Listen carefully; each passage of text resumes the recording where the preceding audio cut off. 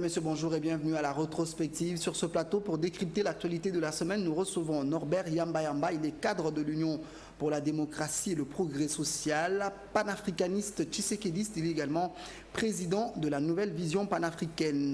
Norbert Yamba, bonjour et bienvenue. Bonjour, merci pour l'invitation. Je reviens à vous tout à l'heure. Le chef de l'État a présidé le 41e Conseil des ministres le vendredi 24 juillet. La dépréciation du franc congolais, les dernières mises en place au sein de l'armée et de la magistrature, mais aussi le litige frontalier entre la RDC et la Zambie figuraient parmi les sujets à traiter. Le compte rendu avec Jolino Makelele, ministre de la Communication et Médias. Suivez.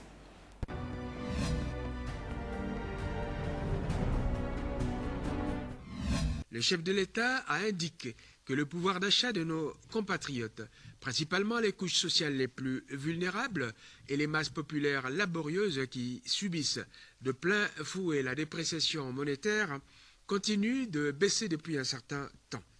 Le chef de l'État a réitéré à ce sujet l'instruction qu'il avait déjà donnée au Premier ministre de veiller à ce que le ministre des Finances et le gouverneur de la Banque centrale du Congo, qui ont la responsabilité de la stabilité de notre monnaie, prennent les mesures appropriées pour arrêter la dépréciation de celle-ci. Le président de la République a manifesté sa détermination à s'impliquer personnellement dans le règlement de ce dossier en exigeant un rapport hebdomadaire à ce sujet. Le vice-premier ministre a informé les conseils de ministres sur les points suivants. 1. État d'esprit de la population. Il est caractérisé par les principaux faits décrits ci-dessous. Accueil favorable par la population concernant les mises en place opérées au sein des FRDC et de la magistrature. Accueil favorable de la fin de l'état d'urgence sanitaire décrété par le chef de l'État. Préoccupation de la population concernant la dépréciation du franc congolais face au dollar américain. Le ministre de la Défense a indiqué que la situation générale demeure relativement calme et globalement sous contrôle sur l'ensemble du territoire national, nonobstant les foyers d'insécurité isolés existant dans quelques territoires de la partie est du pays que nos forces armées s'emploient à éradiquer inlassablement. Les forces armées ont salué les récentes nominations et la mise en place opérée au sein des FRDC par le commandant suprême.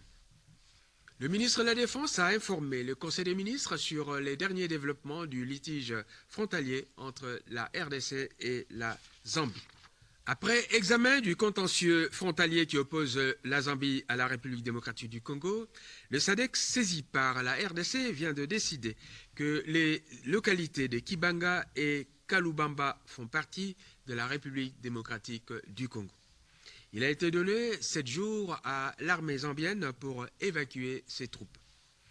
À l'annonce de cette bonne nouvelle, le président de la République a réitéré le souhait de voir les Africains unis et rassemblés autour des multiples défis à relever.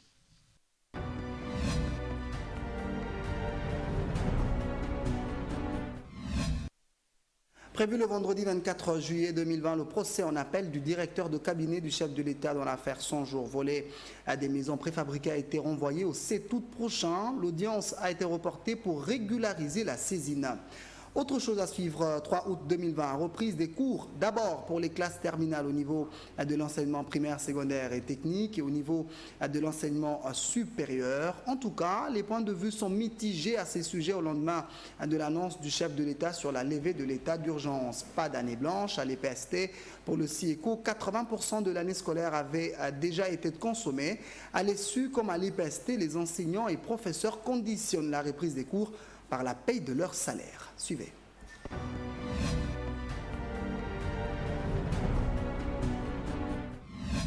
Ce procès en appel des condamnés Vital Kamerhe, Sami Djamal et Janou Mouima a été renvoyé au vendredi 7 août prochain. Maître Jean-Marie Kabengela, avocat de Vital Kamerhe, indique que ce rapport est justifié par le souci de régulariser la procédure à l'égard de la République. Renvoyé au 7 pour régulariser la procédure à l'égard de la République. Ça va répondre le 7 août. Que pouvons-nous comprendre par régulariser la saisine? Maître Jean-Marie Kabengela explique. Régulariser, c'est-à-dire que faire la procédure comme il le faut à l'endroit de la République. Oui, ce qui a été fait, il y avait on n'avait pas notifié la date d'audience. On a renvoyé pour qu'on notifie la nouvelle date d'audience à la République. Au cours de cette audience reportée, Vital Kamerhe a sollicité une nouvelle fois une mise en liberté provisoire. Les cours d'appel va statuer le lundi 27 juillet.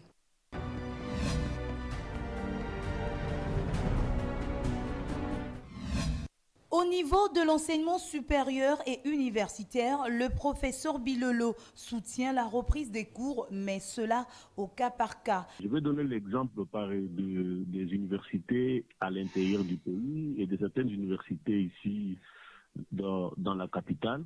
Vous remarquerez que il y a des universités dans lesquelles les cours sont suffisamment avancés. La grande université officielle du pays, quand nous allons à l'université de Kinshasa, il y a des facultés qui étaient suffisamment avancées, tout comme il y a des facultés dans lesquelles les cours sont tellement en retard. À l'enseignement primaire, secondaire et technique, c'est pourtant le contraire. Le porte-parole du syndicat des enseignants du Congo persiste et signe pas d'année blanche.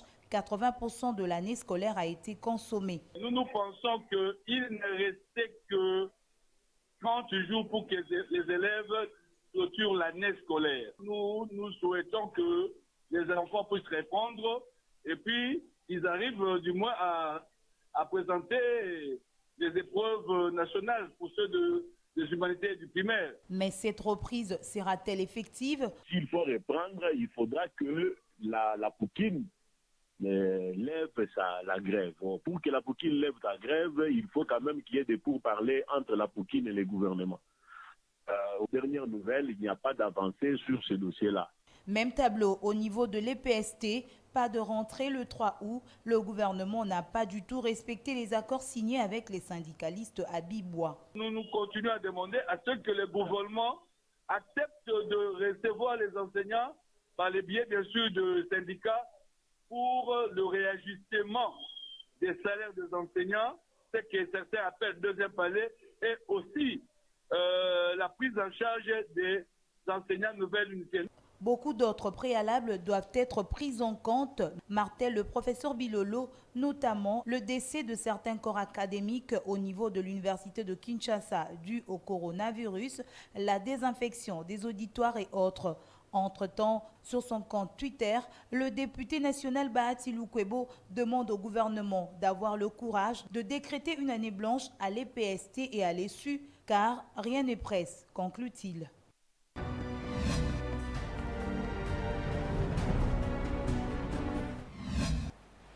Je rappelle que pour décrypter l'actualité de la semaine, nous recevons Norbert Yamba. Il est cadre de l'Union pour la démocratie et le progrès social, panafricaniste tshisekidiste, mais aussi président de la nouvelle vision panafricaine.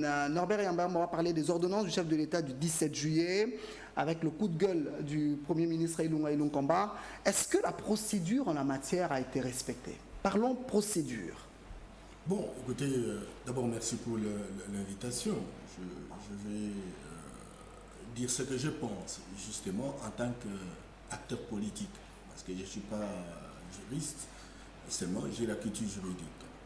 Bon, je me pose la première question. Qui est habilité à prendre une ordonnance? Cette question, j'ai dit, c'est le président. La réponse est simple, le chef de l'État. Ok, c'est une ordonnance présidentielle. Oui. Déjà, on a résolu 80% du problème. Et quelle est la formalité d'usage? Il semble qu'il faut un contre-saint du Premier ministre. Est-ce que le Premier ministre a été là? Le Premier ministre a été en mission. À Lubumbashi. À Lubumbashi. Et qu'est-ce qui s'est passé? Très clair, c'est donc le ministre de l'Intérieur qui faisait son intérim, qui a signé. Qui a contre-signé. Le contre-signé, l'acte de contre-saint, j'ai suivi l'article, je lis l'article du professeur Issambo qui démontre que le contre-saint n'est pas un acte stratégique, parce que celui qui endosse la responsabilité en termes de la signature, c'est le président de la République. Et donc, comme ce travail d'application devra se faire par le gouvernement, il est tout à fait normal que le gouvernement soit impliqué, parce que les différentes décisions, j'allais dire, les chefs de l'État sont exécutés par le gouvernement. Par le gouvernement. Et là, il n'y a pas eu complotation, il n'y a pas eu graissement. C'est le vice-premier ministre qui a assuré l'intérim du premier ministre, etc., a signé. Mais justement, excusez-moi. Allez-y. Et maintenant qu'il a signé, alors, le Premier ministre ne doit pas, surtout pas le regretter pour autant, simplement parce que le Premier ministre n'est pas une institution. Le Premier ministre... C'est le chef d'une institution. Le chef d'une institution. Le gouvernement. N'est pas une institution. Et donc, cette institution, pour qu'elle soit institution, elle dispose naturellement d'un certain nombre d'éléments qui sont en interaction dynamique. Et donc, le vice-premier ministre, dans la hiérarchie, c'est très important. Si c'était une institution, à l'instar du président de la République, qui lui seul représente l'institution, il regretterait. Mais parce que cette institution n'est institution que lorsqu'il y a plusieurs ministres, donc il en a six, il est le coordonnateur, il est tout à fait normal qu'à son absence, qu'il y ait quelqu'un véritablement qui représente le gouvernement par lui puisse pouvoir signer. Là où ça m'inquiète un peu, certainement que bon, les juristes peuvent dire ce qu'ils peuvent dire, mais si dans l'hypothèse, le Premier ministre et le président de la République ont un problème, ou même s'il y a dérapage, je ne sais pas, dans telle ou telle situation, etc., faudrait-il balancer naturellement une information de ce genre à la place publique et pas à un attaché de presse? Non, on y arrive. Je vais vous relancer là-dessus. Je reviens sur la question de la procédure, parce que le Premier ministre, à suivre son porte-parole, ne pose pas trop de problèmes sur le contre-seing du vice-premier ministre, ministre de l'Intérieur. Le problème, c'est que est-ce que le dossier est passé au cabinet du Premier ministre? Parce que dans sa lettre adressée à Gilbert Concondé, le Premier ministre était clair. Il a dit qu'en cas de dossier important, veuillez transmettre ce dossier au niveau de mon cabinet. Chose qui n'a pas été faite. Trésor, vous savez certainement que le Premier ministre a ses préoccupations. Mais ce qui est vrai, c'est que si le Premier ministre estime que les nominations, c'est pas des militaires, etc., en termes de contre-seing n'est pas un problème, et parce que le procédé n'a pas été respecté pour qu'on passe par son cabinet, etc. Si c'est cela véritablement sa préoccupation, moi je pense qu'on n'aurait pas pu faire un problème à la place publique, on aurait réglé cette question de manière administrative, une concertation avec le président de la République, parce que la Constitution autorise la concertation presque récurrente et permanente du président de la République et du Premier ministre. Donc moi je croyais naturellement que le Premier ministre n'était pas d'accord avec les différentes nominations, c'est comme ça qu'il conteste. Mais lui conteste plutôt la procédure qui a été biaisée. Mais si tel est le cas, pourquoi devons-nous balancer à la pluie? Vous savez, moi je suis consultant plus de 25 ans. Lorsqu'il y a tiraillement au sommet de l'État entre le président de la République, le Premier ministre, aucun investisseur ne peut prendre le risque véritablement de venir investir dans un pays comme celui-là. Alors, pour une question de formalité d'usage, parce que celui qui endosse la responsabilité de nommer, c'est le président de la République, il contresigne dans le cadre de l'exécution véritablement de ces différentes nominations, pourquoi en faire un problème? Et c'est la deuxième fois. Et c'est donc de la récidivité. Comment peut-il, lui qui a le profil, l'âge, le statut, de quelqu'un qui peut véritablement gérer les émotions toxiques, puisse autoriser pour la deuxième fois, c'est une cas de récidivité, l'attaché de presse à s'adresser au public pour accuser le président de la République. Ça n'augure pas quelque chose Peut-être qu'il en a marre. Mais pourquoi le... Il en a marre, et je m'excuse beaucoup. Oui, bon, il en a marre. C'est combien de fois le président de la République a signé des ordonnances ici? Il faudrait quand même que notre peuple puisse comprendre cela.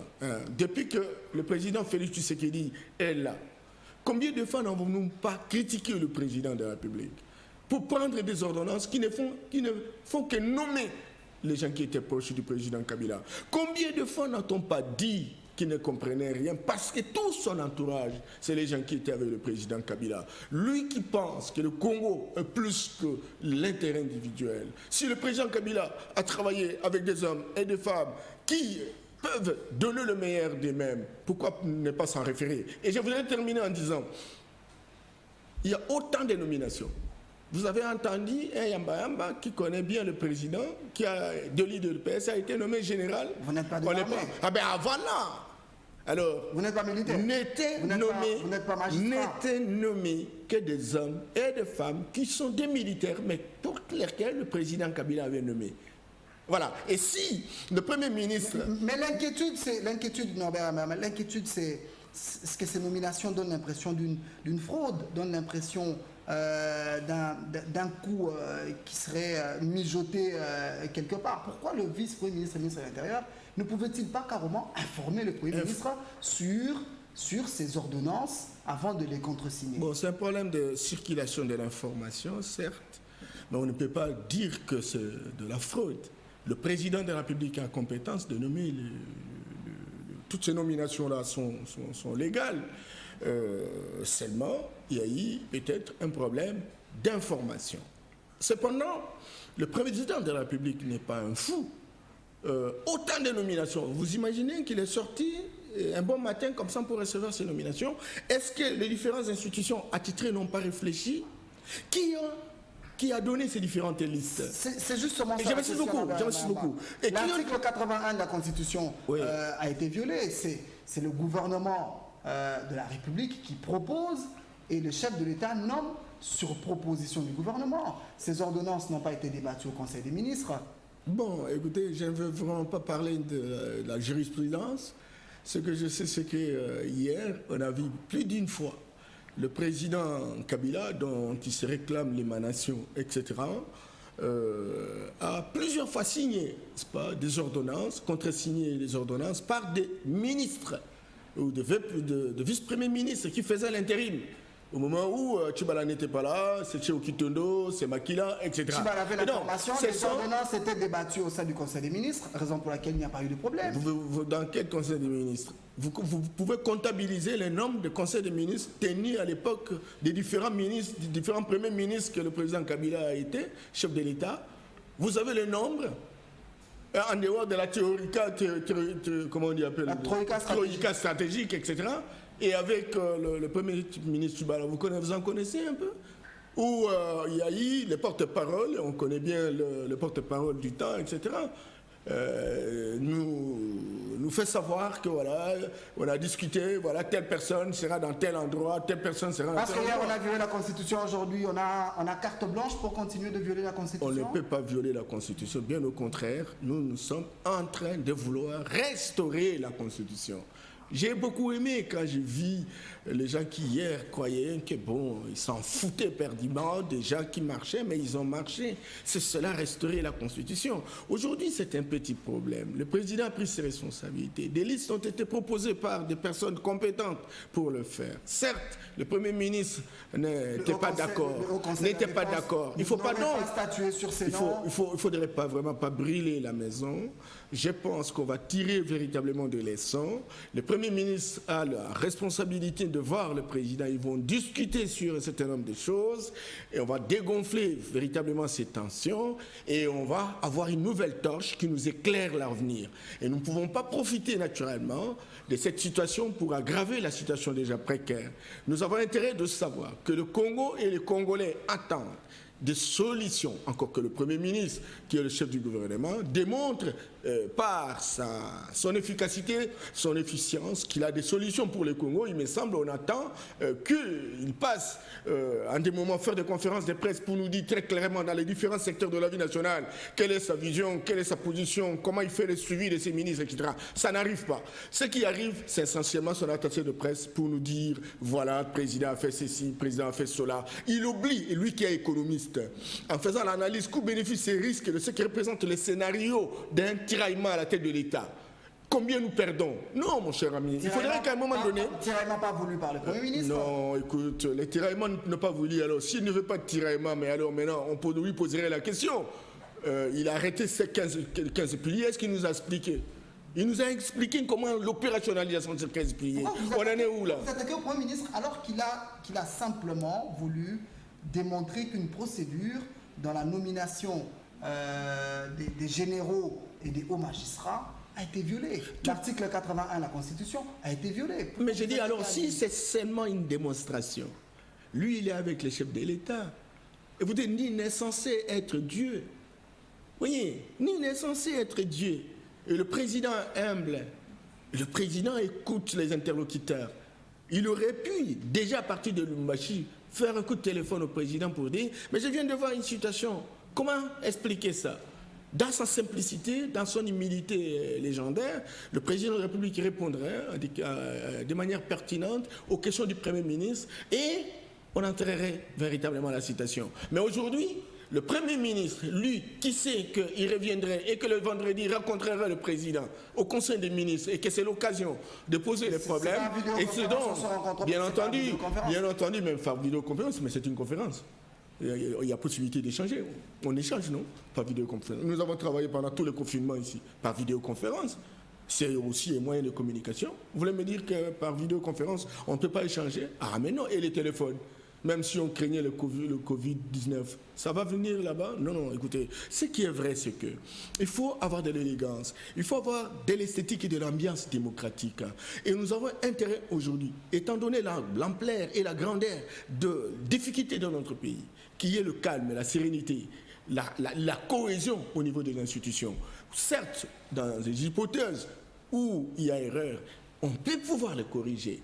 Et ça, on en a besoin. Et nous avons besoin de sa sagesse. Non seulement qu'il est prof d'université, mais il a l'âge. Vous voyez, il a l'âge nécessaire pour désintoxiquer son attitude. L'âge de la sagesse. Et la sagesse nécessaire. Mais là, on a senti véritablement des émotions toxiques. Il faut que ça s'arrête, parce que c'est la deuxième fois. C'est un cas de récidivité. Aujourd'hui, non, je m'excuse beaucoup, il était au Conseil des ministres. Il était au Conseil des ministres. Qui nous disent ce qui s'était dit. Il est au Conseil des ministres. Rendu, le sujet n'a même pas été évoqué. Eh bien alors, maintenant pourquoi il a évoqué, il avait la possibilité, il a la possibilité de le faire. Moi je ne suis pas, je ne dis pas que le président... Pourquoi le président de la République n'a pas évoqué le sujet? Non. C'est ça, être responsable. Parce qu'il aura l'occasion d'être avec le Premier ministre. Ils vont parler tête à tête. C'est cela, lisez la Constitution. C'est prévu que les concertations se fassent de manière récurrente. Et le président aura l'occasion. C'est justement le Premier ministre qui a raté l'occasion de cette ère.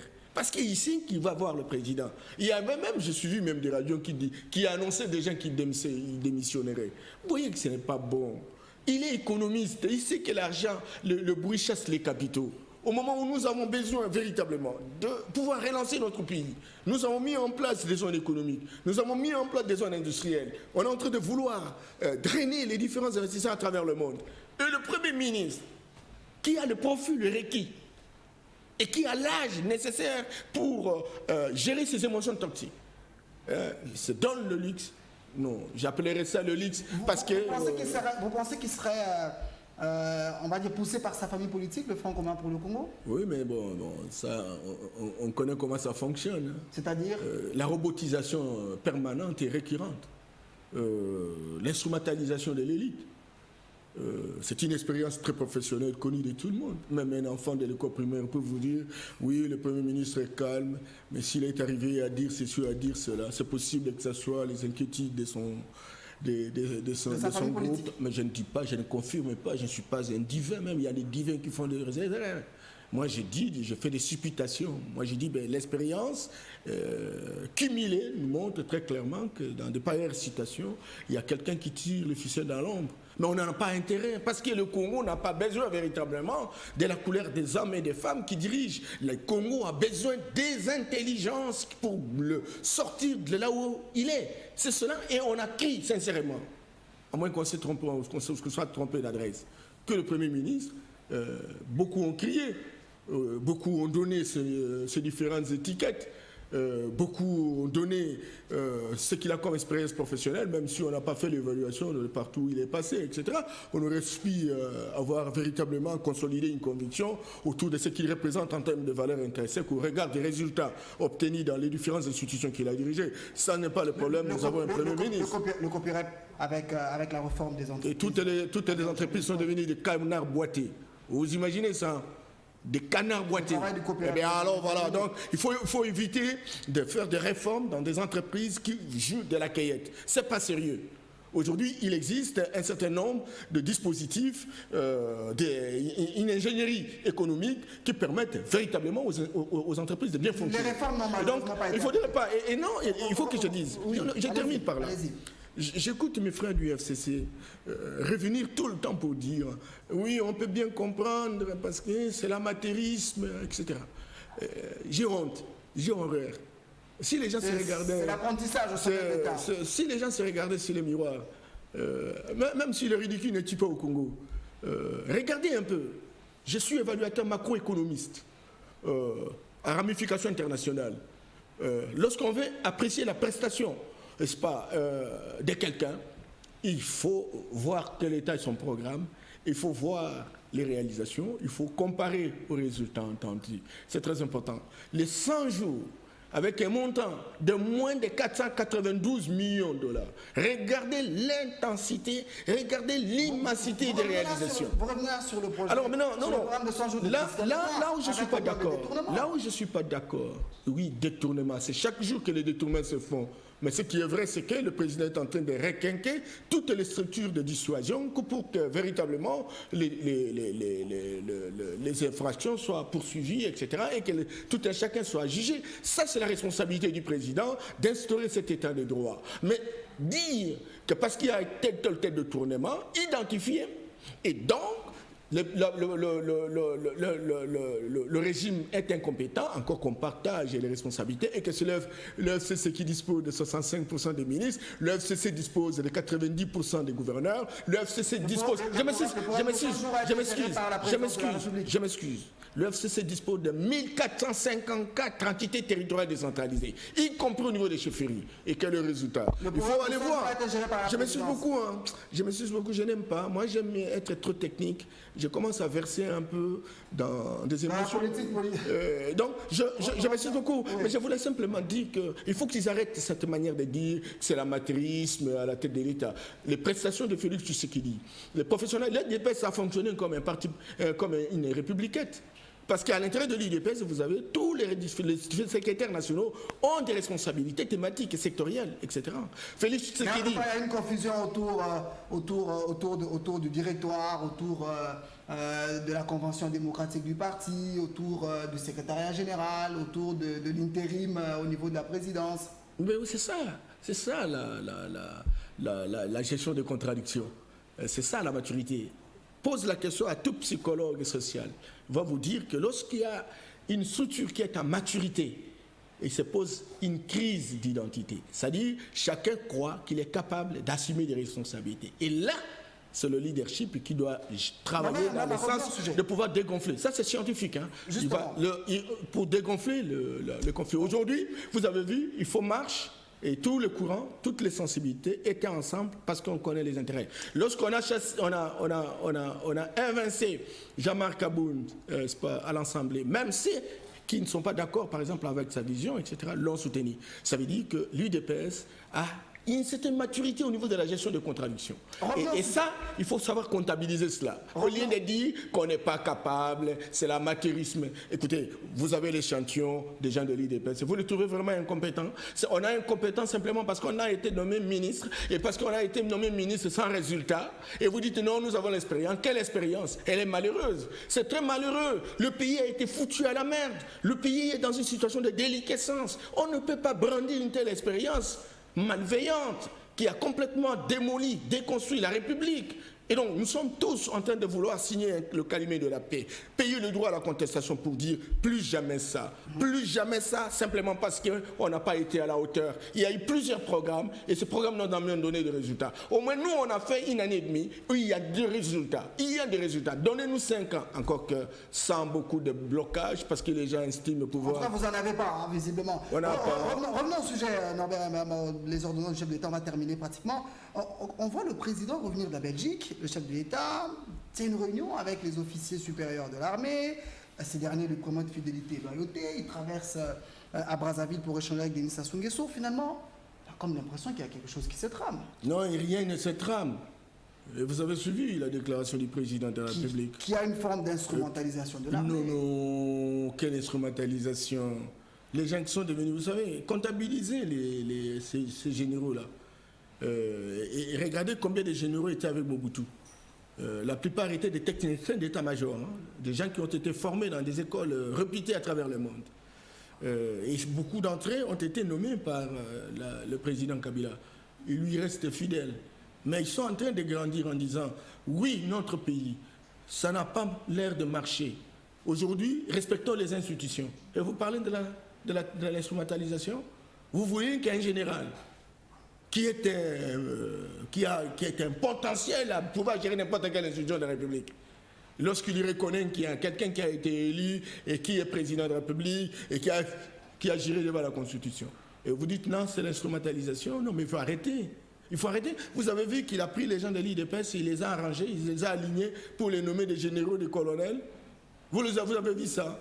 Non, mon cher ami. Pourquoi on doit descendre très bas dans un débat de quartiers comme ça, au moment où l'écosystème politique lui-même est de pourriture intrinsèque? Il faut arrêter ça. Sortons de l'adolescence retardée. Voyons des questions essentielles. Proposons des solutions. Au lieu de crier dans la rue, etc. Nous avons besoin des hommes et des femmes. Tous ces ministres, je les ai vus marcher. Mais aucun ne nous dit, dans son secteur, nous avons 5 ans. Première année, il a fait quoi? Deuxième année, il a fait quoi? On laisse le président lui-même se lancer au public. Et le président endosse la responsabilité devant la population. En disant non, je me suis beaucoup. Dans tous les secteurs de la vie nationale. Et que les ministres sont là, auréolés d'un prestige, dans des bureaux climatisés, ils ne disent rien. Et ils ont cherché des responsabilités. Qu'est-ce qu'ils pensent dans leur secteur?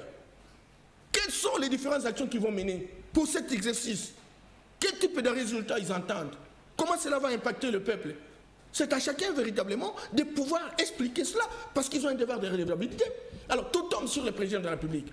Tout tombe, y compris le ministre de l'FCC, qui véritablement ont été habitués à travailler sans parler. Le bilan, c'est au président de le défendre en 2023. Non, mais nous avons hérité un bilan. Nous avons hérité des hommes et des femmes qui ont travaillé dans un régime où le président lui-même, le président Kabila, s'est étonné qu'il a tout fait, il n'a pas changé les gens.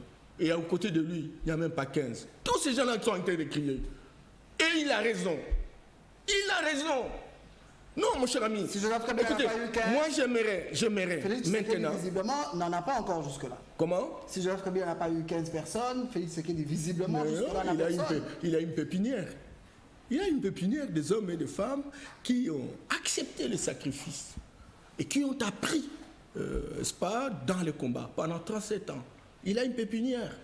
Certainement qu'il peut y avoir des douleurs d'enfantement. Mais l'intégrité, le souci de savoir, nous avons ça. Mais nous pouvons avoir des petits soucis, des petits problèmes. Mais nous avons une capacité d'adaptation. Regardez comment des hommes et des femmes qui ont passé 37 ans sans responsabilité, même si on a débauché la plupart. Mais ils sont là, ils n'ont pas fui. Ils ont cherché à gérer avec les moyens minimums qu'ils avaient. Et ils ont résisté jusqu'à aujourd'hui à avoir le pouvoir. Respectez les gens, s'il vous plaît.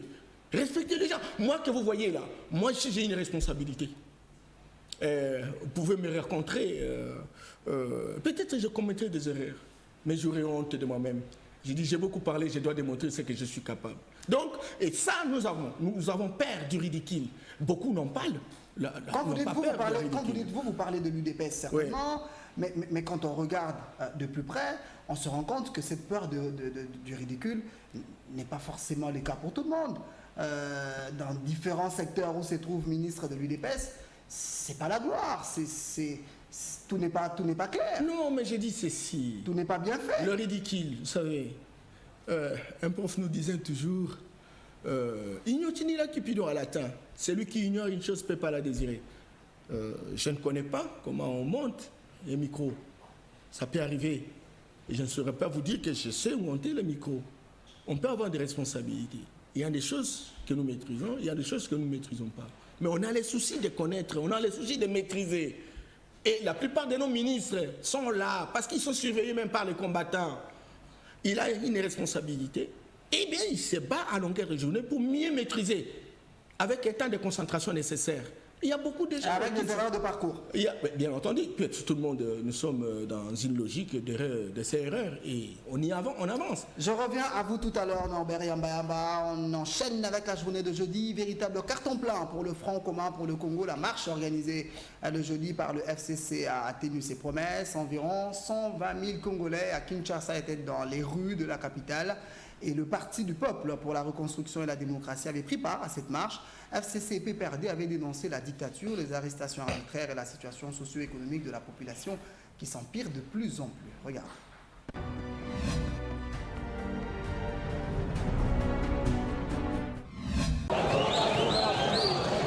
Marche du FCC pour soutenir les institutions et la démocratie.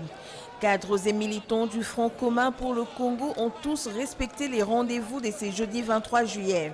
Rassemblés à Limete première rue aux premières heures de la matinée, des milliers de Kinoises et Kinois ont aussitôt envahi les boulevards Sendoué en direction du Palais du Peuple. Plus elles avançaient vers le siège du Parlement, la foule devenait de plus en plus compacte. La circulation était quasi impossible sur ces axes routiers. La plupart des véhicules affectés au transport en commun venant de la Tchangou se sont vus dans l'obligation de faire demi-tour à partir de la 7e rue Limete. Le boulevard Lumumba a déversé une partie de son embouteillage sur l'ex-avenue de poids lourds débaptisée Congo-Japon. Malgré l'impressionnant dispositif sécuritaire bloquant les voies d'accès au Palais du Peuple, la marée de cadres et militants du FCC a pris le courage de marcher jusqu'aux abords du stade de Martyrs où elle a été stoppée net par la police. Faute de drainer sa foule vers les palais du peuple, les FCC a dépêché une délégation au siège du Parlement pour y déposer un mémorandum. Véritable leçon de démocratie administrée par les sociétaires du FCC. Pas de casse ni pillage ou injure, la marche du FCC aura été une véritable démonstration de force savamment orchestrée par le poulain du sénateur à vie Joseph Kabila Kabange.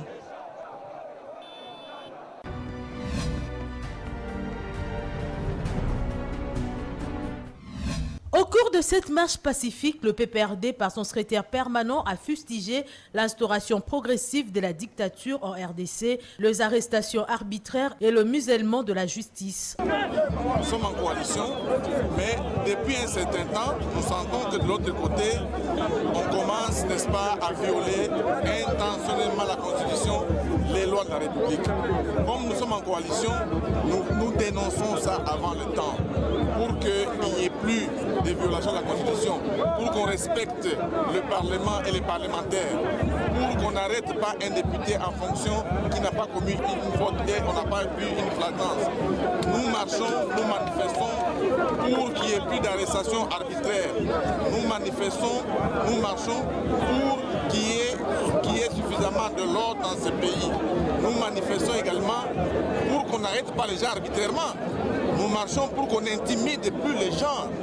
Nous marchons donc pour un état de droit parce que véritablement nous avons constaté qu'il y a déjà une dérive dictatoriale. Némi Mouilania, coordonnateur du FCC, a pour sa part condamné l'indifférence du cash face aux vrais problèmes de la population, notamment l'insécurité et la hausse de prix de biens de première nécessité. Nous pensons que la coalition, c'est dans l'intérêt de la population. Or, nous avons l'impression que tous les problèmes majeurs de la population deviennent les cadets de la coalition aujourd'hui. Vous avez la vie qui devient chère, donc les dollars, les taux de dollars montent, nous tirons la sonnette d'alarme, rien n'est fait. Vous avez 7 armées étrangères sur le territoire national, plus jamais vu. Nous allons tirer la sonnette d'alarme, ça n'intéresse pas les partenaires de la coalition. Et vous avez même cette autre situation, n'est-ce pas, où l'insécurité maintenant bat son plein à l'est du pays. Et la situation s'est aggravée depuis que Joseph Kabila a quitté le pouvoir, mais ça ne semble pas intéresser notre partenaire à la coalition. C'est toutes ces questions-là que nous voulons mettre sur la table, que la population sache que nous nous battons pour elle dans la coalition. La marche de ce jeudi 23 juillet a connu la participation de toutes les figures emblématiques du PPRD. Ce dernier ont pris part à la délégation du FCC qui a déposé son mémo au Parlement.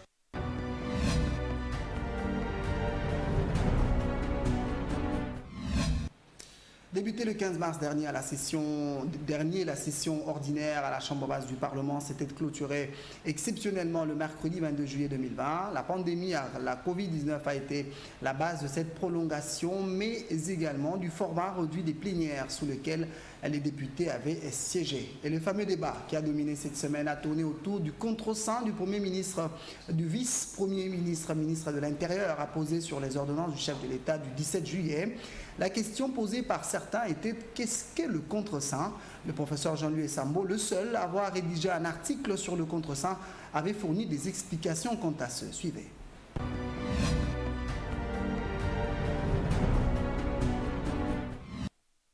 Nous devons dépasser nos divergences politiques et privilégier l'essentiel, à savoir la paix, l'unité nationale et les besoins sociaux de base du peuple congolais. Cette interpellation est signée la présidente de l'Assemblée nationale lors de son allocution de clôture de la session ordinaire de mars devant les députés réunis en plénière ce 22 juillet 2020. Janine Mabunda a félicité les élus pour la qualité du travail abattu dans un contexte difficile caractérisé par la pandémie à Covid-19. En effet, il sied de signaler qu'au 18 juillet 2020, le bilan dressé par le secrétariat technique du comité de lutte contre la Covid-19 fait état de 8 324 cas confirmés, 4 313 cas de guérison et 193 cas de décès dus au Covid-19.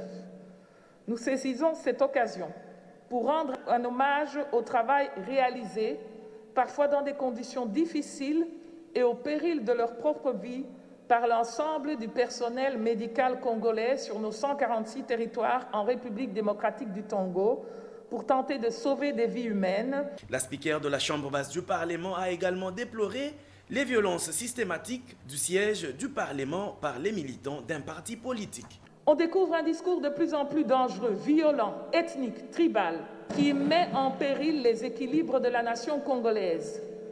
Des tracts où une communauté menace une autre. La visibilité de certains drapeaux étranges à l'est du pays pour demander l'autonomisation dans quelques-unes de nos provinces, parce que nous n'arrivons pas à leur donner l'espoir. Il faut vraiment que ça nous serve d'alerte pour changer notre façon d'agir politique. Face à la misère qui ronge la population congolaise, la présidente de l'Assemblée nationale appelle le gouvernement à agir de façon responsable pour atténuer tant soit peu les frustrations d'un peuple pauvre vivant sur un sol potentiellement riche.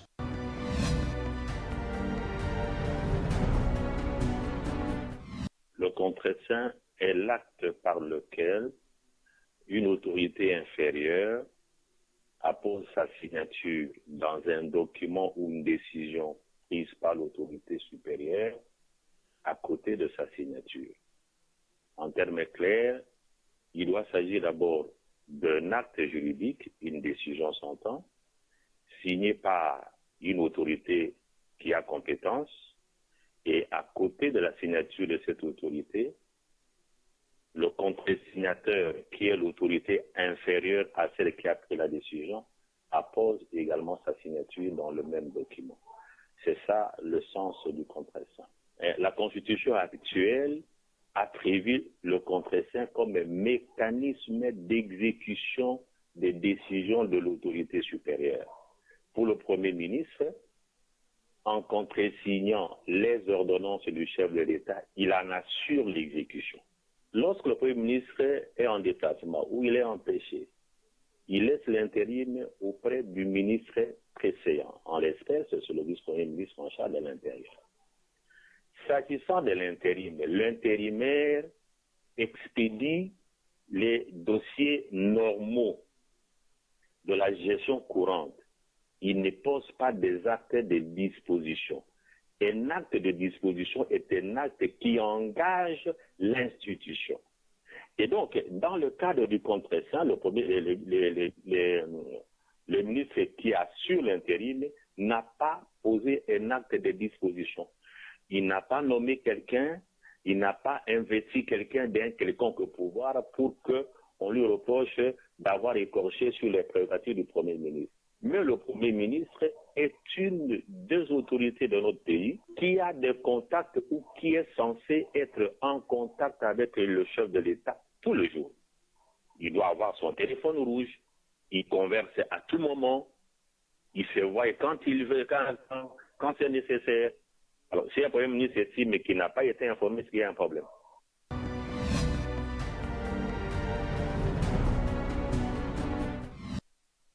Je rappelle qu'avec nous, Norbert Yamba, cadre de l'Union pour la démocratie et le progrès social, commente l'actualité de la semaine. On va terminer le dossier sur les ordonnances du chef de l'État. Le Premier ministre n'a pas démissionné. Comment vous entrevoyez l'avenir entre ces deux personnalités? Non. Les deux ont presque le même tempérament. Ils sont très calmes. Je crois que les choses vont se dégonfler parce que l'avenir du Congo et du Congolais en dépend. Et je sais que le fait qu'ils se soient retrouvés hier, n'est-ce pas, au Conseil des ministres, ça a permis de dégonfler certains étincelles. Et puis bon, ça va aller comme ça. Mais c'est là où je voudrais simplement dire un mot, c'est lorsque j'ai vu les gens du FCC faire la marche, je salue Félix Tshisekedi, notre président, d'avoir restauré cet état de droit où les gens se mobilisent. L'UDPS n'a même pas eu l'occasion, n'est-ce pas, de marcher à son temps. Il y a eu même des morts, etc. Simplement, certes, c'était le cas, le respect. C'était le cas le 9 juillet. Dans le respect. C'était le cas le 9 juillet quand l'UDPS a marché. Dans le respect des institutions de la République, et nous estimons que c'est bon, c'est un incident de parcours. Ils ont marché. Mais là où je ne suis pas d'accord, c'est le constat que je fais dans le chef, par exemple, du secrétaire permanent du PPRD, qui lui dit qu'ils sont là pour soutenir les institutions. Mais il est en train, au même moment qu'il est en train véritablement de tirer des boulets rouges sur le président, parlant de la restauration de la dictature. Je sais qu'ils sont très caractérisés par des maquetum, des maquetas, qui sont essentiellement des séquelles, des impacts ou des traces d'un système qu'ils ont vécu. Vous savez, généralement, les gens qui ont vécu un système, ils ont tendance à reproduire des réflexes de ce système, même lorsqu'on est dans un autre système. Ils n'ont vécu que la dictature, ils n'ont vécu que la tyrannie. Quand ils constatent les arrestations arbitraires des députés nationaux, ils tirent donc des conclusions non concluantes. Je suis très désolé parce que j'aime beaucoup... Mais ce n'est pas le cas. J'aime beaucoup un député national. J'aime beaucoup un député. Vous savez combien de députés ont été arrêtés? Vous savez combien de députés? Vous voulez que j'en cite? On ne va pas en dire du temps. En tout cas, mais c'est la profession du régime passé d'arrêter les députés qui ont l'immunité, etc. Et quel est ce député qui a été arrêté? Kibonge de Kabinda, il a été arrêté. Franck Diongo, il a été arrêté. En cas de flagrance. Gekoko, il a été... En situation de flagrance. Voilà. On normalise la normale en parlant de flagrance, justement pour profiter. Et c'est là, cette mesquinerie-là qu'il ne faut pas institutionnaliser. Je voudrais aussi calmer le coordonnateur du FCC, Néhémie Moulania, qui parle de revendications, qui probablement, de la hausse quand je vois la personne, même quand on échange avec... il est très calme, il est très posé. Mais quand j'écoute ses déclarations, il oublie même qu'il est professeur d'université. Comment pouvez-vous... Je m'excuse beaucoup, mais ils savent comment ils ont entretenu des choses dans ce pays, l'insécurité qui est devenue récurrente et permanente, où on en a fait profession, simplement parce qu'il y a des gens qui tiraient les dividendes. Je m'excuse. Passer pour justifier les erreurs du présent, pour justifier les absences du présent. Mais comptabiliser la dose et le volume de l'action par rapport à la situation antérieure et la situation d'aujourd'hui. Les conclusions concluantes se tirent lorsqu'on sait comparer des situations, la situation initiale et la situation d'arrivée. 10 mois, même à l'est de la République, où toutes les transactions se font et dont les Congolais, y compris les natifs, sont dans cette histoire pour bénéficier. Il faut aller, il faut voir des immeubles. Ils en ont profité au maximum. Simplement parce qu'il tirait, il y avait convergence d'intérêts. Qu'est-ce que Félix a déjà fait aujourd'hui? Il a promis d'ailleurs, pendant sa campagne, il avait promis de déplacer l'état-major général à l'est de la République. Vous savez qu'il y avait combien de militaires à Béni? C'est 11 000. On est à 21 000. Vous savez combien de matériel D'après certaines sources, ce n'est pas le cas. 21 000. Non, mais écoutez, bon, ils sont tout le temps comme ça, mais il faut opposer un chiffre. Et alors vous appelez des personnes qui véritablement maîtrisent le dossier, peuvent dire. Mais moi, mon problème, c'est quoi? C'est que moi, j'aimerais qu'on civilise le débat. Quand, par exemple, le coordonnateur du FCC dit que les choses ont augmenté, lui qui sait que depuis le mois de mars, n'est-ce pas, il y a la pandémie. Et cette pandémie a abouti à un certain nombre de décisions. Et ces décisions ont paralysé l'économie. Et nous sommes pendant que ces décisions sont opérationnelles. Raison pour laquelle on vient de relancer véritablement. Qui vous dit? Cette armée étrangère sur le sol congolais, c'est pas la pandémie. L'économie, c'est la production. L'économie, c'est la circulation des biens et des services. Il ne faut pas aller à l'université pour comprendre cela. Moi, j'ai maîtrisé ça en 3e secondaire commercial. Vous voyez? Donc, quand des gens pour lesquels nous pouvons faire confiance, parce qu'il semble qu'ils ont la présomption d'une immensité d'intelligence, posent des actes incontrôlés qui frisent... Non. J'allais dire des choses, mais je me dis, mais ça pose problème. Ça pose problème. Alors maintenant, vous dites, il y a des forces étrangères, etc., mais nous avons connu à un moment donné l'Angola occupé, etc., où on a eu des exclusions des Burundais, des Ougandais. C'est malheureusement devenu un réflexe passez-moi le terme, de l'UDPS carrément. Non. Aujourd'hui, les erreurs du présent sont justifiées par les erreurs du passé. Entre-temps, l'UDPS est venu pour corriger les choses. Tout à fait, Est-ce que vous êtes venu pour corriger les choses ou vous êtes venu pour commettre les mêmes erreurs et les justifier par les erreurs du passé? Nous sommes en train véritablement de les corriger. Nous sommes en train de les corriger. Mais nous savons que nous sommes dans une situation très complexe. Très complexe parce que nous avons un projet, nous avons une offre politique, nous avons un horizon politique. Mais nous sommes contrecarrés. Bien entendu, vous avez suivi, ils ont marché, ils tirent des boulets rouges. Sur un allié. Je me suis beaucoup. 65% des ministres sont du FCC. Vous voyez, nous avons 35%. 90% sont du gouverneur du FCC. 1450 entités territoriales décentralisées, villes, communes, secteurs, chefferies, dirigées par les gens du FCC. La vision reste alors maintenant, je dis, qui dirige finalement le pays? Qui dirige le pays? C'est le FCC. Et alors le FCC fait la malignité pour tromper l'opinion, croyant que notre peuple est dans la résignation, dans la naïveté. Notre peuple est incapable de comprendre les tenants et les aboutissants de la situation. Il se trompe largement. Et nous avons intérêt aujourd'hui, et là je termine par là, sincèrement, cher ami, que nous devons partager les résultats en 2023. Et parce que nous devons partager ces résultats, encore que notre peuple n'est pas naïf comme il le croit, il sait qui fait quoi et qui bloque quoi. Nous avons intérêt à ressouder les coudes, à construire des synergies gagnantes, à travailler ensemble, à être ouverts, à avoir le cœur dans l'ouvrage, pour qu'ensemble nous puissions partager le bilan. Et ce bilan-là aura des répercussions positives, que ce soit au niveau du FCC ou au niveau du cash. Mais si le FCC continue à dessiner des propos des quartiers, sur des questions dont ils ont la maîtrise, mais ils font semblant véritablement d'avoir d'autres versions. Seul l'avenir nous dira la vérité. À ce moment-là, ils vont construire une crise en incubation.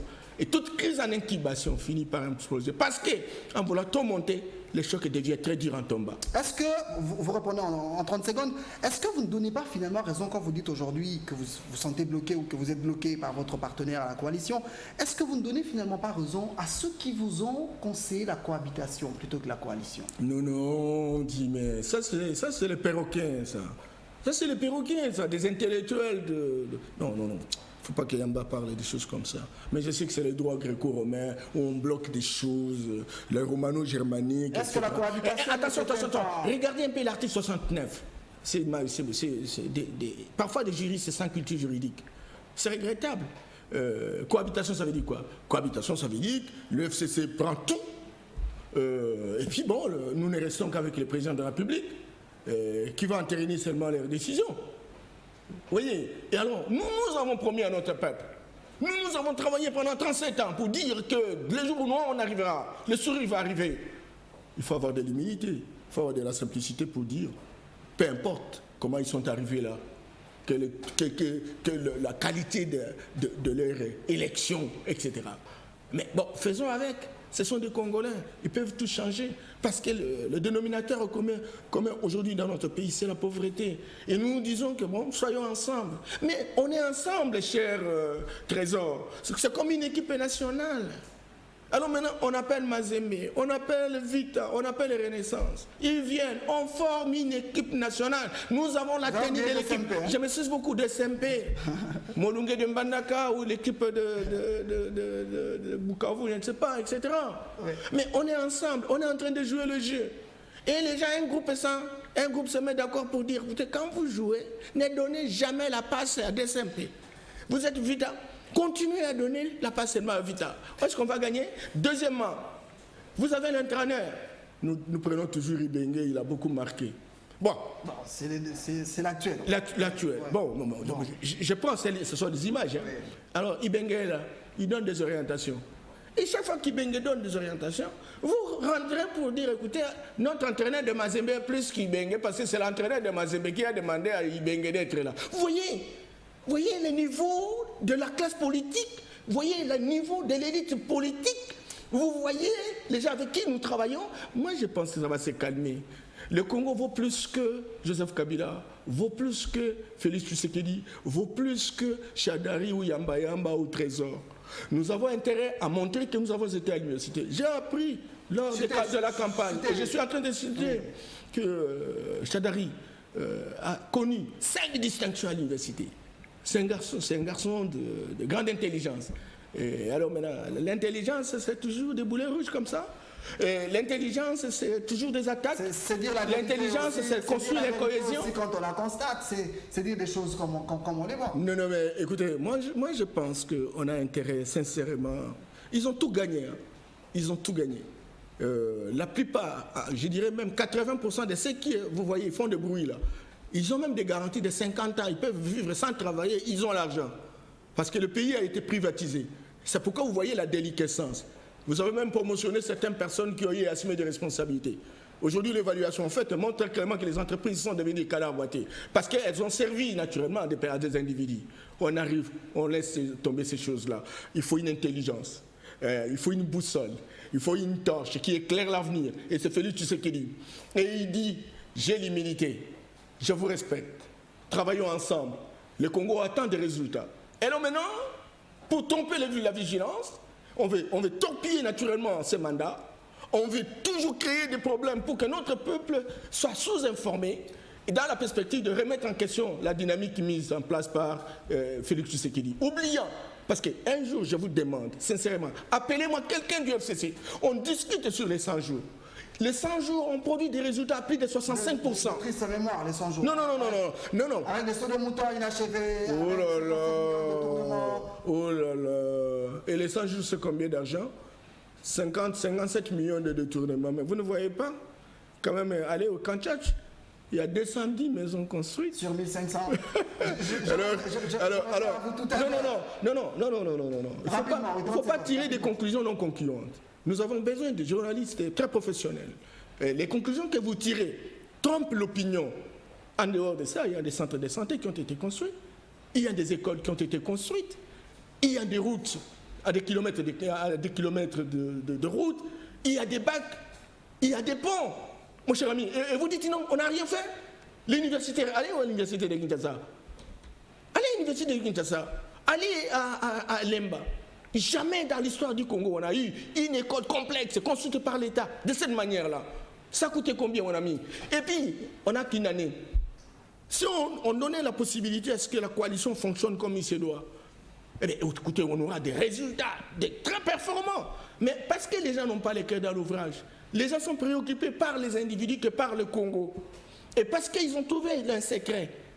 Le secret, c'est-à-dire comment nous enrichir.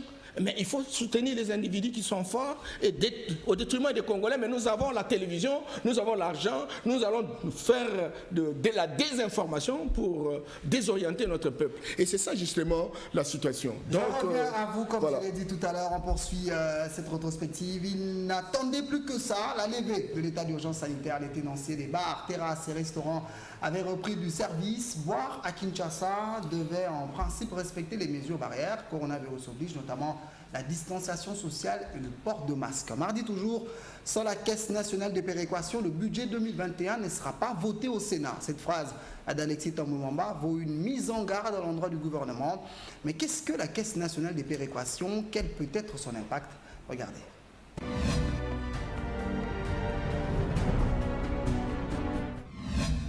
Un climat morose règne toujours dans les bars, terrasses et restaurants de Kinshasa, mais plus pour longtemps. Avec la levée de l'état d'urgence sanitaire dans quelques heures, ces établissements pourront rouvrir. Durant 3 mois, les tenanciers des bars, terrasses et restaurants ont traversé des moments difficiles.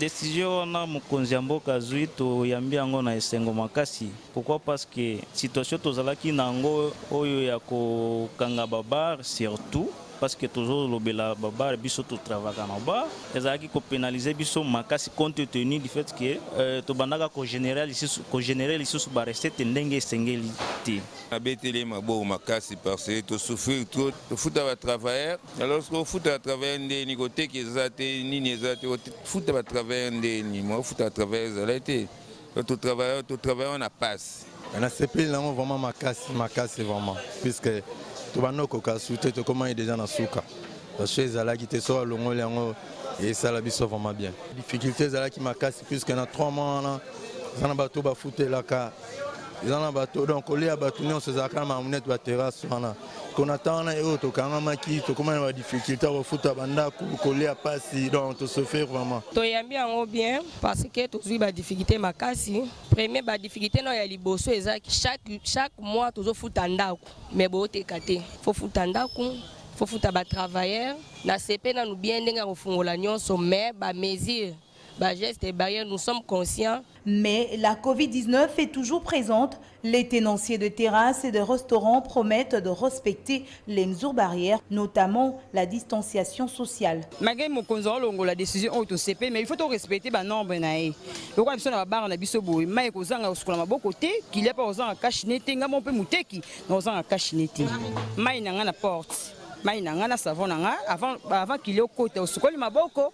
Au quotidien bar na kachine na yo to zo ba mesure na biso te ko tcha ba kiti to longola par exemple so ba mesure ya 4 to tcha ta de so za ki 10 to tcha 5 so za ki 20 to tcha 10 pour na ko tika pe espace que ba fanda ba za la l'aise portable de la 4 7 mais mito to tcha ta mo 3 pour te bi que ba espace tika déjà belé client o ba ya ko mina exigence e ko za la ka ki ko zanga te.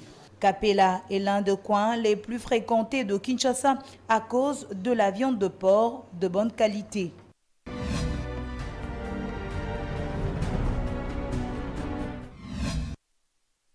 Alexis Tambwe Mwamba tape du poing sur la table. Sans la Caisse nationale de péréquation, le Sénat ne votera pas le budget 2021. Mais c'est quoi la Caisse nationale de péréquation? Bon, la Caisse de péréquation, c'est une modalité qui a été conçue et qui est d'ailleurs pratiquée dans beaucoup de pays du monde pour essayer d'équilibrer, niveler, si vous voulez, les inégalités qu'il y a entre les provinces ou les régions dans les cadres ou dans les soucis de rendre la décentralisation, si vous voulez, capable de produire les développements.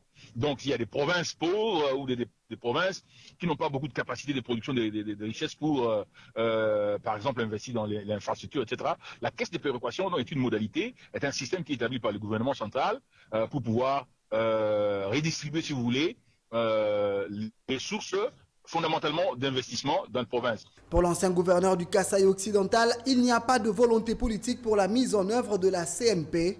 Tambwe Mwamba a raison de menacer le gouvernement. Le problème fondamental, c'est un problème de conscience, de la compréhension de la finalité développementale de la caisse de péréquation pour renforcer la décentralisation. Donc si on comprend ça et si on a la volonté politique, même demain on peut faire. Et donc Tambwe Mwamba, au moins pour une fois, nous devons être tous objectifs pour reconnaître qu'il a pleinement raison. Sur place au Sénat, le ministre des Finances a essayé de rassurer. Il faut qu'on trouve un moyen de substitution pour rencontrer les besoins de l'ensemble du pays. C'est tout à fait logique. C'est ce que nous voulons d'ailleurs par un développement à double vitesse. Et je crois que la meilleure façon de le faire, c'est la Caisse nationale de péréquation. Pourquoi? Parce que l'objet de cette caisse, qui a déjà été bel et bien créée par ce gouvernement, Le compte bancaire a été ouvert. Une première tentative de versement a commencé à janvier, mais on n'a pas pu progresser. Mais l'ambition du gouvernement, c'est de faire fonctionner cette caisse. La loi organique numéro 16/028 du 8 novembre 2016 portant organisation et fonctionnement de la Caisse nationale des péréquations a été promulguée. Le 27 décembre 2018, les membres du conseil d'administration de cette caisse ont même été nommés.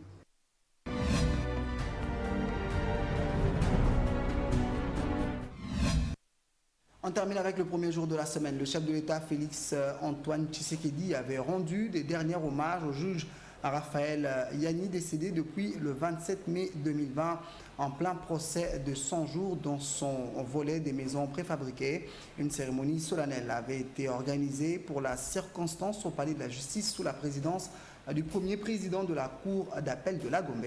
Le juge Yanni avait été élevé au rang de chevalier de l'ordre national des héros nationaux Kabila Lumumba. Sa mise en terre avait eu lieu à la nécropole entre terre et ciel. Suivez.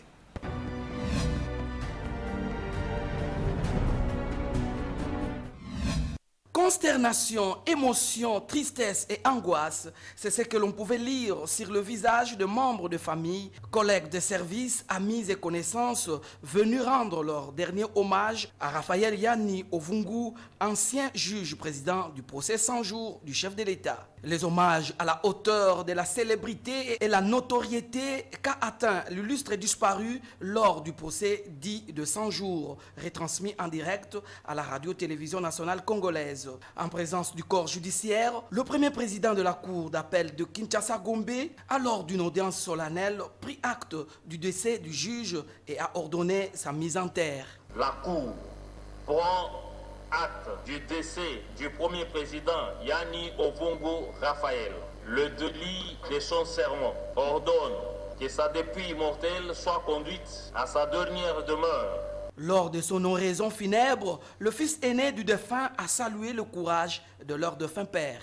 C'est un privilège extraordinaire et notable pour nous d'avoir ici-bas un père comme toi, homme digne, humble, courageux, sage, dont nous pouvons tous être fiers aujourd'hui. Malgré notre enfance et notre jeunesse à ce point bouleversée et blessée par ton décès inopiné, nous nous souviendrons toujours de toi. Autre temps fort de ce funérail, l'arrivée du chef de l'État qui a déposé sa gerbe de fleurs et s'est incliné devant la mémoire de celui qu'il a élevé à titre posthume premier président de la Cour d'appel. La chancellerie des ordres nationaux a également décoré le défunt juge à la dignité de chevalier de l'ordre national des héros nationaux Kabila Lumumba. Raphaël s'en va, arme à la main, que la terre de nos ancêtres lui soit douce.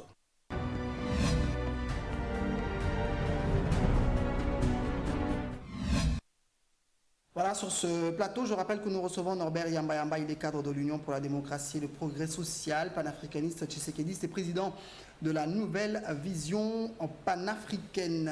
On va parler un mot sur la Caisse nationale des péréquations. Finalement, Alexis Tamumamba a raison aujourd'hui de menacer le gouvernement. Bon, c'est quand même bien de se rappeler de quelque chose qui existe sur papier en termes des choix, des options constitutionnelles depuis que la loi du 18 février 2006 existe, la Constitution bien entendu, jusqu'à aujourd'hui. Ils ont eu plus de 14 ans pour appliquer cette loi. Il n'y a pas longtemps, lorsqu'il fallait changer, construire cette alternance, qu'on a désigné les animateurs. Coup de chapeau pour ça. J'aurais aimé, pendant tout ce temps, que Alexis Tamumamba a été dans les institutions de la République. Il aurait pu pousser, mais ça n'a jamais été le cas. Bon, écoutez, mais c'est pas ça. J'aime beaucoup, c'est pas ça là. C'est pas seulement ça la solution. Oui, j'ai suivi Kabassou Babou lorsqu'il dit ça construit les équilibres. Or, on a réservé essentiellement 10% seulement. Et les 10% devront être dispatchés dans les 26 provinces. Mais il reste combien? 90%. Et le gouvernement central a combien? 60%. Et alors, avec les 60%, on ne fait pas le développement. Et on va faire le développement avec 10%. Nous voulons que et les 60 et les 10% de la caisse de péréquation, encore qu'il faut accélérer, qu'il y ait des mécanismes. Il ne faut pas aller dans le népotisme, dans le clientélisme, dans la désignation des hommes qui sont essentiellement des personnes autour de. Voilà. Et alors là, on est mal parti. On est mal parti. Je connais ce que je dis. Et donc, moi, je dis que coup de chapeau, Tambwe Mwamba, mieux vaut tard que jamais. Voilà. Donc, et à vous suivre, je repose comme la question. À vous suivre, on a comme l'impression qu'aujourd'hui, tout cadre, tout membre du FCC n'a plus l'autorisation ou sinon n'a plus la légitimité de critiquer parce qu'ils ont fait 14 ans. Et à vous 22 ans. Bon, c'est une filière qui continue. Ils n'ont rien fait en 18 ans et aujourd'hui ils ne peuvent plus critiquer. Non. Ils doivent critiquer. Et c'est ça la démocratie, c'est ça l'élégance, ça c'est l'esthétique et l'ambiance démocratique. On a besoin qu'ils critiquent. Mais il faudrait également qu'en critiquant, qu'ils se posent des questions, qui tournent cette fois la langue, mais qui n'utilisent pas des stratégies, j'allais dire de stratagèmes, justement, pour nuire au moment où il n'était pas en mesure. Regardez cette question, par exemple, de la Caisse nationale de péréquation. Ça fait longtemps qu'on attend. Quelle est cette province? Si dans l'hypothèse, nous avons 11 milliards de dollars de budget, alors maintenant, lorsqu'il faut déduire 10%, ça va faire 1100... 1 milliard 100 millions. Regardez, vous prenez 1 milliard 100 millions, vous divisez aux provinces. Si une province pouvait avoir ne serait-ce que 500 millions, cher ami, on ferait des choses, on ferait des routes, on ferait des centres de santé, on ferait des écoles, on ferait, on mettrait de magasins sémenciers, etc. Et on a traîné avec cette histoire, simplement parce que le gouvernement central ne voulait pas transférer, le moyen, actionner des moyens pour que ça arrive à la province. C'est comme ça que les provinces sont devenues des lambeaux. Et si les provinces sont des lambeaux, il faut aller au niveau des villes, il faut aller au niveau des secteurs, au niveau des territoires, etc. Ça n'existe rien. Et le président de la République, avant de commencer, il a appelé naturellement le gouverneur de province. Il a dit, quel est votre agenda?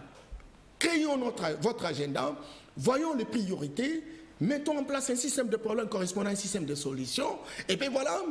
Nous avons deux possibilités. Vous avez vos propres budgets, et la moyenne du budget aujourd'hui, c'est 500 millions en province. Le budget de la province, ce n'est pas le budget qui est de Ilunga Kamba. Et le Ilunga Kamba a des compétences. Il y a 36 compétences du gouvernement central. Et il y a aussi 25 compétences de compétences concurrentes ou partagées entre les provinces et le gouvernement central. Mais est-ce que ça s'est fait?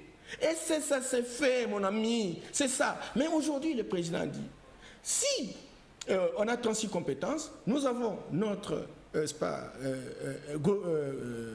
plan, programme, vous aussi vous avez votre programme, la ville a un programme, la commune a un programme, le secteur a un programme, la chefferie, à chaque niveau, travailler, parce que le Congo est grand. Alors maintenant, si les politiques s'entendent, parce qu'il faut aller voir tel ou tel ministre pour désigner chef de secteur. Le chef de secteur, c'est un président d'une républiquette. Je vous donne l'exemple, par exemple, de Sao Tomé Principe. 200 000 habitants, 1000 km², donc 9 fois la ville de Kinshasa, moins que la ville de Kinshasa. Mais il y a un président, il y a des avions, il y a des bâtiments publics. Comment serait-il possible que Kimbanseke, qui a pas moins de 2 millions d'habitants, etc., puisse manquer même la maison de communale construite essentiellement par les Belges. Vous voyez, c'est de tout ça qu'il faut rendre opérationnel. Et nous avons des hommes et des femmes qui gèrent le pays et on a besoin de les écouter au lieu de s'attaquer à tout moment vers le président de la République. C'est le gouvernement et ce sont les hommes du FCC qui ont cette responsabilité-là. Et nous avons besoin qu'ils nous montrent qu'effectivement nous avons une expérience, une longue expérience, une expérience accumulée. Voilà ce que nous allons faire, voilà les leçons que nous avons tirées, voilà comment nous allons nous y prendre maintenant. Rien du tout, et seulement des boulets rouges. Vous êtes des amateurs, vous ne connaissez rien, vous n'avez pas d'expérience. Et quelle est votre expérience? Une expérience malheureuse. Il faut arrêter les conneries. Norbert Yamba, merci. Je rappelle que vous êtes cadre de l'Union pour la démocratie et le progrès social, panafricaniste, tshisekédiste et président de la nouvelle vision panafricaine. Cette rétrospective est terminée. Merci d'avoir honoré notre invitation. Merci Trésor. C'est la fin de cette... s'il y a eu des insanités, je demande pardon à tous. On est dans une ambiance démocratique, on doit nous respecter mutuellement. Je ne peux pas donner des choses qui vexent les gens, mais comprenez qu'il arrive des moments, peut-être il peut y avoir des déplacements de langage, mais là, anticipé. Merci beaucoup, c'est la fin de cette rétrospective, mesdames et messieurs. On se retrouve le dimanche prochain avec le même plaisir.